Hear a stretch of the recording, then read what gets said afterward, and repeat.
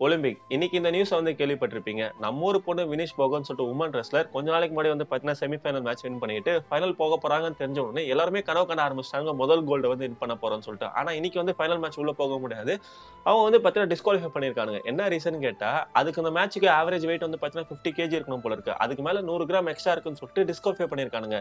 இல்ல நான் கேக்குறேன், கொஞ்ச நாளைக்கு முன்னாடி கூட வந்து பாத்தீங்கன்னா ஒரு உமன் ரெஸ்லர் இருக்காங்க. அவங்களுக்கு வந்து ஆவரேஜா டெஸ்டோஸ்டெரோன் உமனுக்கு இருக்கிறத விட அதிகமா இருக்கு. அவங்களோட மேன்லி திங்ஸ் அதிகமா இருக்குன்னு சொல்லியிருந்தாங்க.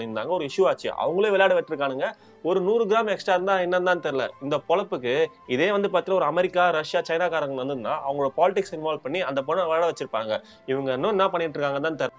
இதுக்கு முன்னாடி கூட வந்து பாத்தீங்கன்னா அவங்க ஒரு ஒலிம்பிக்ல வந்து இன்ஜுரி ஆகி இன்னொரு ஒலிம்பிக்ல வந்து எலிமினேட் ஆகி இன்னைக்கு வந்து டிஸ்குவாலிஃபை ஆயிருக்காங்க. அவங்களோட மனநிலைமை எப்படி இருக்குன்னு கொஞ்சம் யோசிச்சு பாருங்க.